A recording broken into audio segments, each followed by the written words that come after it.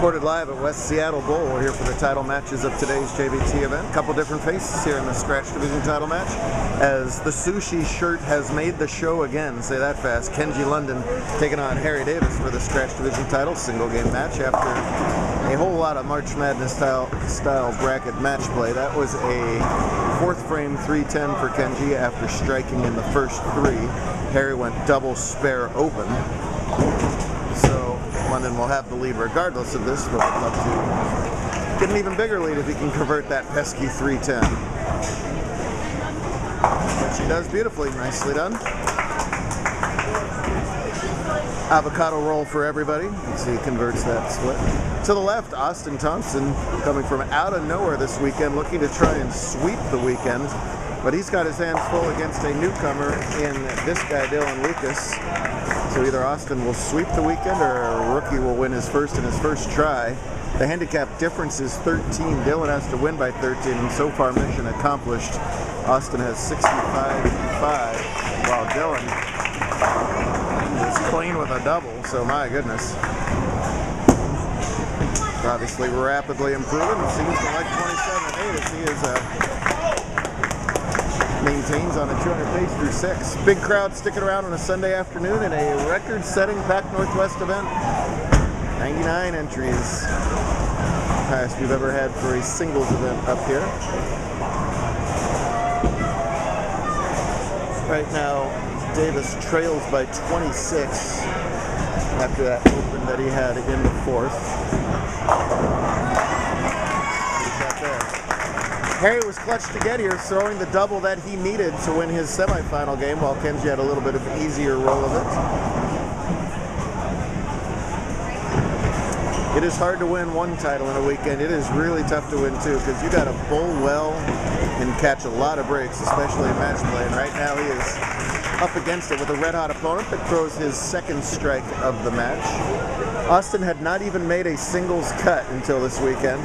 Took it all the way out for the win yesterday. Completely different pattern, completely different format today. Here he is back in the title match. So regardless of this result, what a great weekend for him. Big shot for Davis. Oh! He thought he had that. That ball labored at the end. It wheeled just enough to trip over everything in the light hit. You get a big double. Austin does not get a big double over that. Over on the right of all this, we got the girls' scratch title match. That's Mackenzie Clark. She was leading the handicap division after 5, but ran into Megan throwing 250 at her in game 2 to eliminate her in the tournament. Megan wound up in 3rd place. Playing Mary Sicard, who just got eliminated in the round of 4 in scratch, looking to sweep the girls' scratch, the open scratch top 4 as well, is what announced. Just like there's always an Abagana down south, there's just about always a Sicard up north. Mary and Bud doing their thing. Noah's working on his game too. He won TPC a few years ago, so a trio of them, just like the Abagana. Meanwhile, Dylan coming up with the game of his life here in the handicap division title match. He is a former 114 average bowler. That's going to change in big time. Explain what's going on here, sir. I don't know. You're just a happy camper watching all that happen. Well, obviously he's getting some good coaching, and that's what you're supposed to be doing at that level. Get better. And you can get better rapidly with some of that. A little air and bat time. So is Kenji, for that matter. 13 pins is not going to be a problem. Austin's going to finish second, and Dylan's going to win his first title. Up for grabs and scratch. London leads right now by 15, but Harry's got that double lurking. No problem at the 610, and no problem at the 5-pin cluster for Dylan. He's almost definitely going to shoot 200. I don't know how many of those games he has in his life. I don't think. Sorry about that. Putting the phone down, but I'm handling it. Yeah, this will be by far his high game of the day. He didn't have anything over 180 previous to this.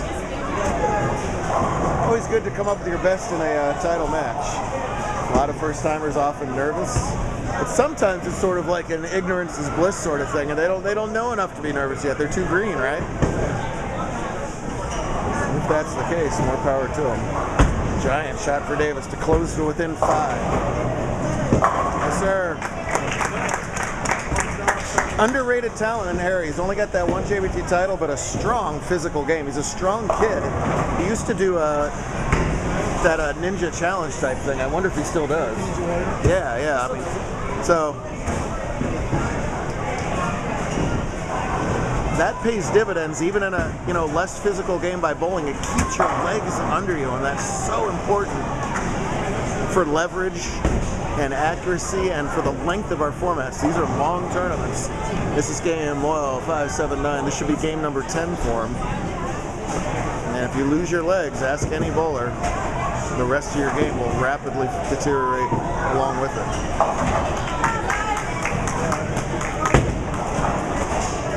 Austin's bowling a fine game. He's only at a 130 something average himself, but just got run over in that single game match. Harry Davis 8th frame title match to take the lead.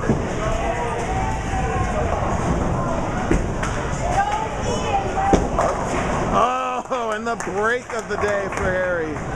As his other shots have been so pure. He went super light on that lane last time. I don't know if he adjusted off that light hit. That ball checked early, catches the huge Brooklyn break. Let's see if London can respond. Kenji, a 2-time champ. Both scratch titles, 1 singles, 1 doubles this year with Colt. Singles title came back at Evergreen last season. Pretty ball there. Austin misses that 5. It doesn't matter. Hey, he bowled a good game. Nothing wrong with that. Just his opponent bowled a great game. Nice to see some different faces out of this crowd of 100 bowlers. Nice in West Seattle for having this busy bowling center, historic center, celebrating 75 years this season.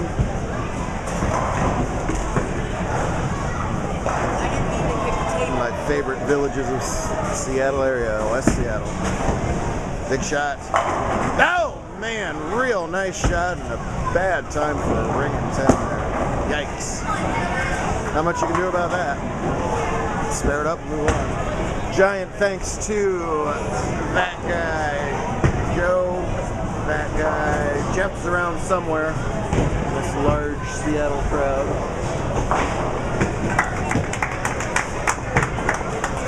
Runner-up in U17, get him on camera. Yeah. Dylan kicks the field goal, but doesn't matter as he comes up with 209 scratch. What a way to win your first career title. Yes, sir.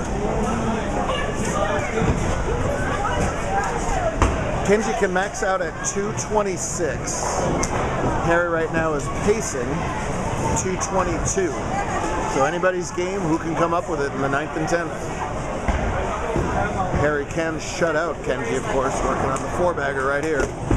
This is the lane he's liked better. And remains dead pure on it.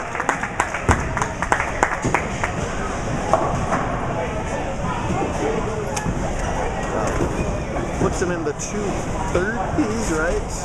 230, 262. Mark wins now. Anything less than a mark, Kenji can steal it back. Quick check over in girls scratch shows Mary with a pretty comfortable lead right now. Well, you need the mark, but this is his less confident lane.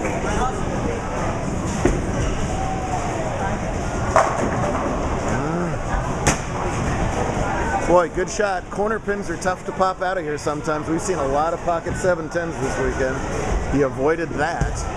He still must knock over one little twig 60 feet away. If not, do not give Kenji a second chance in this spot.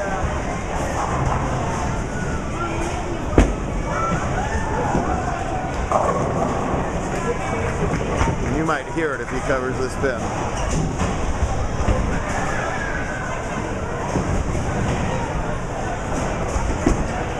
Takes his time, great fundamentals, great spare, and count will take it.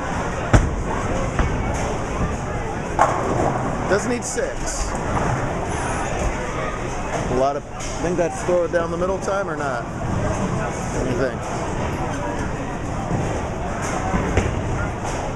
I'm not covering a ton of boards anyway, so I really don't think you need to do the throw it down the middle thing here, but Each bowler's got their favorites in this scenario.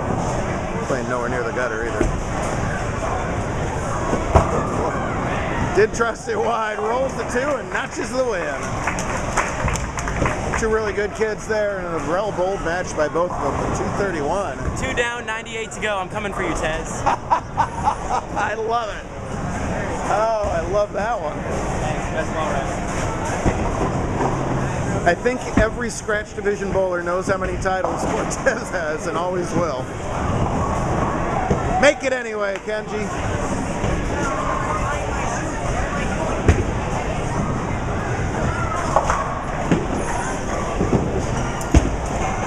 Oh, hey, make it. Ah. 231 to 200 evens your title match score there. Fine bowling out of these two.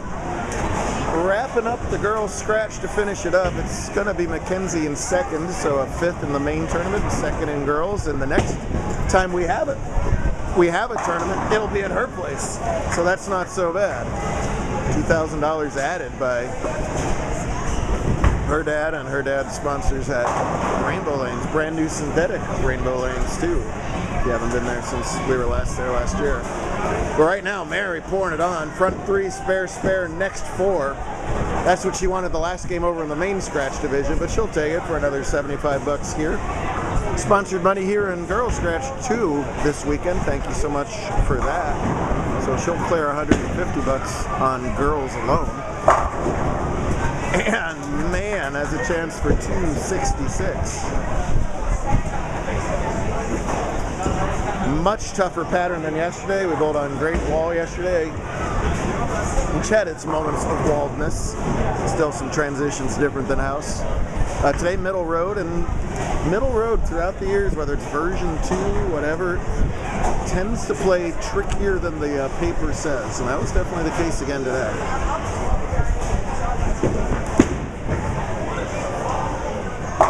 Cut was 70 something up yesterday. Cut was minus 47 today. Simperman was the cut. As an exclamation point on a dominant girls scratch weekend. Boy, there is some talent on the West Coast with our ladies. Mary, Caitlin, Avery, Kendall. I could name about 40 more. I will throw them up against anybody. Hopefully we'll see some of these guys play the likes of Miss Bella Love and others on TV. But how about 266? A golf clap was not representative of how good that game was right there. You missed your cue, sorry.